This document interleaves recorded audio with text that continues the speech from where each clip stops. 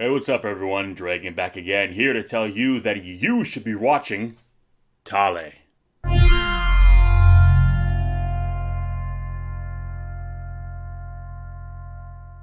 So, Thale is a 2012 Norwegian film written and directed by Alexander L. Nordas. I'm really hoping I'm saying his name correctly. And basically follows two young guys who basically run a crime scene cleanup crew. Basically, there's a crime scene, someone's got to clean it up after the fact, and they do that. Well, when they enter this home and they find something rather peculiar, they find this girl, this young woman, seemingly who's part of almost like some experiment or some kind of project. They're not quite sure, and there's something kind of peculiar about her. She has a tail, this strange, like almost like a cow's tail growing out of the back of her, and they're not quite sure really what to make of it. They're looking around the house. They're seeing, what looks like research, experimentation. So they're not quite sure kind of what her whole deal is. She seems kind of precocious, curious, almost like behaving like almost like a bit of a curious child, but also almost like a bit of like an animal that's expressing curiosity when encountering humans. It almost reminds me a little bit too when you encounter species in the wild that never had really had any contact with humans, and the kind of the curious nature with it, whereas other animals, who have had perhaps more dealings with human beings and they kind of react a very different way. But her nature is kind of reserved, but also very curious. They're not quite sure what to make of her.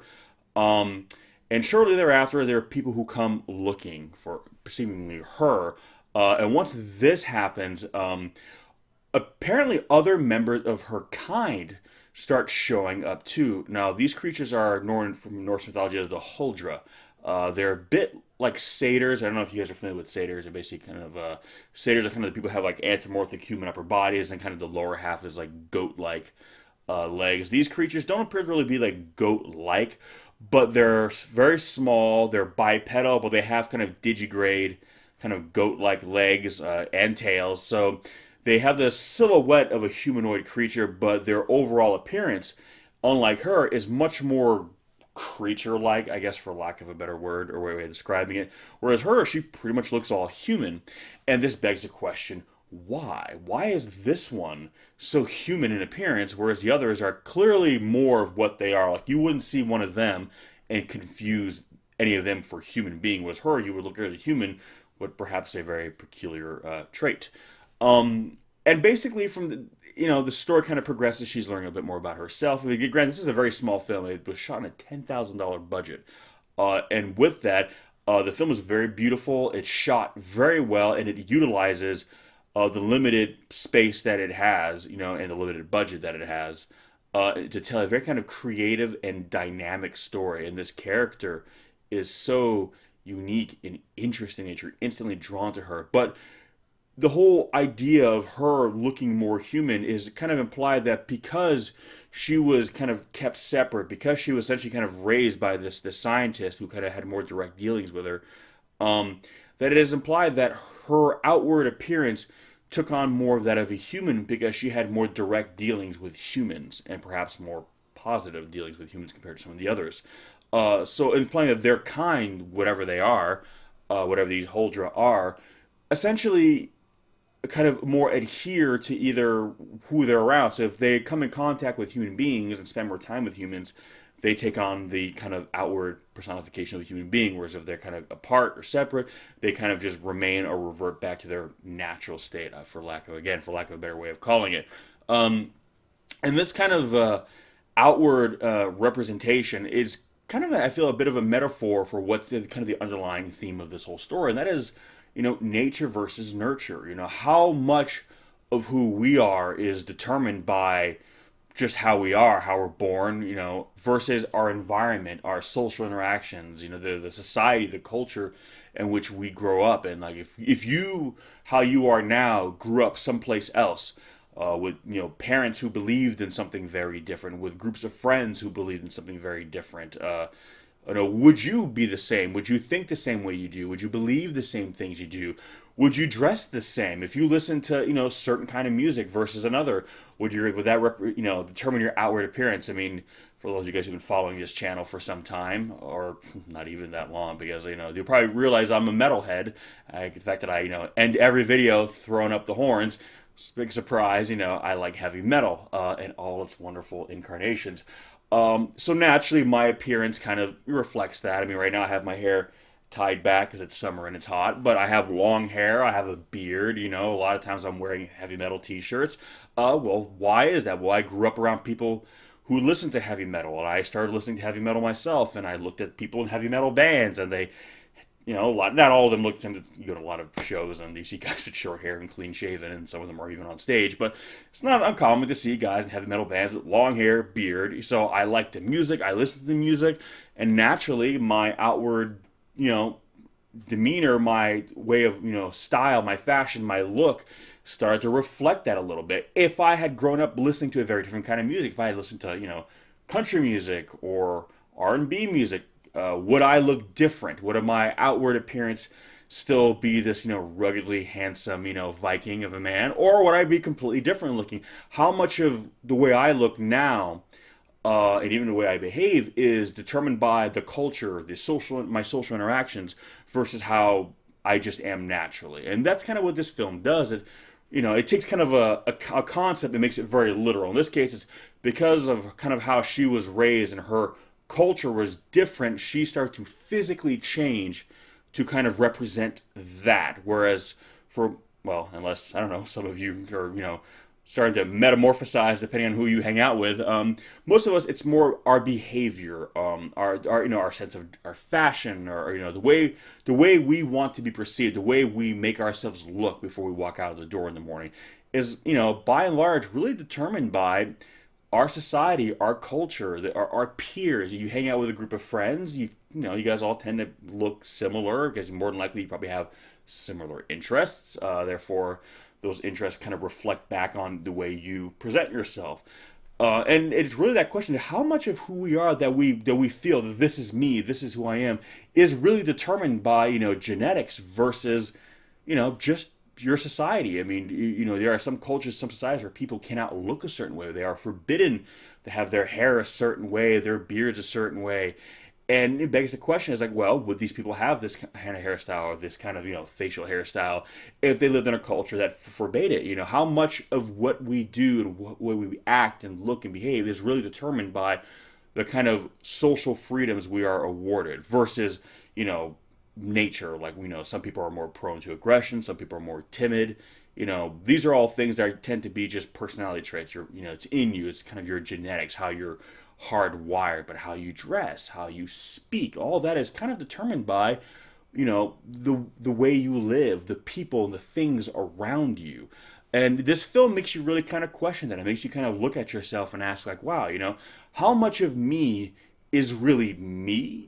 And how much of it is basically the result of everything else around you? So on the surface, it's kind of a cool, supernatural, a little bit of horror story. Not like full-on horror, but there's definitely some scary elements, especially more towards the end. There's a lot of really, really good atmosphere in this movie. That's one I tend to find a lot of European films rely more heavily on atmosphere. And films of kind of a lower budget do so as well, because it's a great effect that essentially costs no money. I mean, you can throw a bunch of flashy, effect shots on screen, and they might not have the same impact as, if something is very stripped down and very minimalistic. And sometimes not seeing something is more powerful than seeing something. That's when I find that films who don't have a lot of money to throw around tend to do very well because they have to.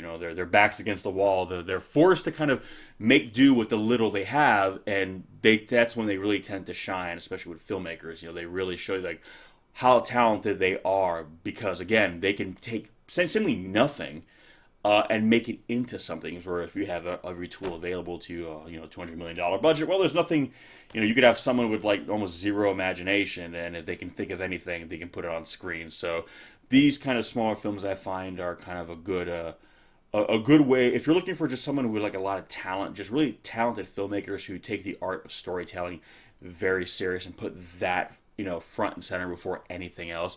And I find these smaller films tend to do that. So, not that I'm trying to sound like a film snob or anything. I love big action explosion movies too. But again, sometimes I look for films that really have a good, solid story, and that the film just focuses pretty much just on that, And smaller films tend to do that because, well, that's all they have to fall back on because they don't have a lot else. Now, there's a little bit of CGI towards the end with the other creatures that you see, and you don't really see a lot of clear shots of them because, again, limited budget, but the way they shoot them, it's very atmospheric, very creepy. They almost feel like they're a part of the forest itself, so it's very cool the way they shoot them.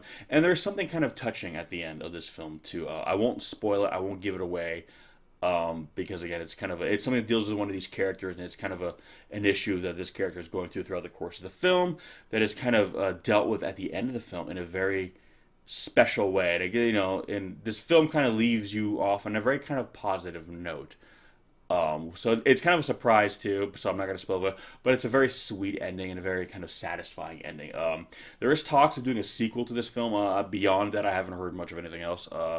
Hopefully they do. I mean, and if they do, and if the film is just as good, if not better, I will probably be doing an episode of one of these for it. But anyway, and it is pronounced, as far as I know, it's pronounced Thale, Thale.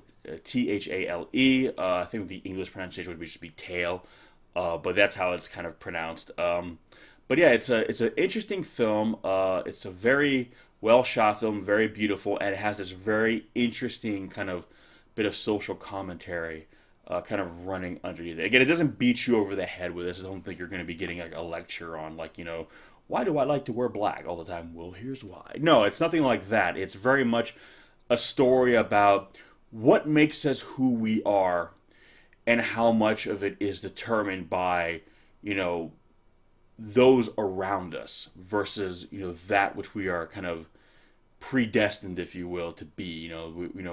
We are slaves to nature because we are, destined or doomed to kind of be who we are based on our internal wiring.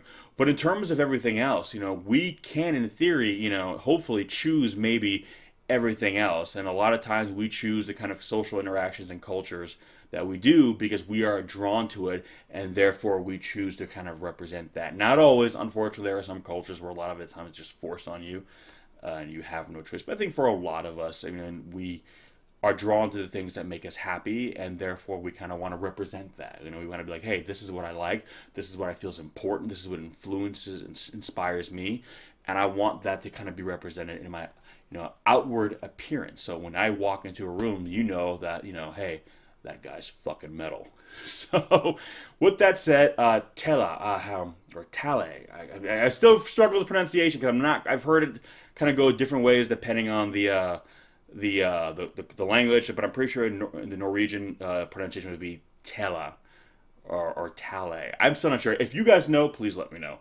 But anyway, have you seen this movie? It's last I checked, I think it was on Netflix, but I'm not positive. But as always, I will leave some links in the description section below where you can check it out. If you have seen it, give me some of your thoughts. Let me know what you thought. If you have not seen it, please check it out. Come back, tell me about it. What did you think? Did you like it? Did you find this interesting character as captivating as I did? Because I thought she was very sweet, and there was something very kind of innocent about her. But at the same time, there was kind of an interesting little bit of darkness in her too, and I thought the way they blended those two elements together was done very, very well. But as always, give me some of your thoughts. Let me know. I'm always curious to hear, and I was kind of spreading the word, if you will, with these kind of smaller films that I feel deserve much more attention than they, unfortunately, that sometimes they receive. But as always, guys, thanks for watching, and we'll catch you in the next one.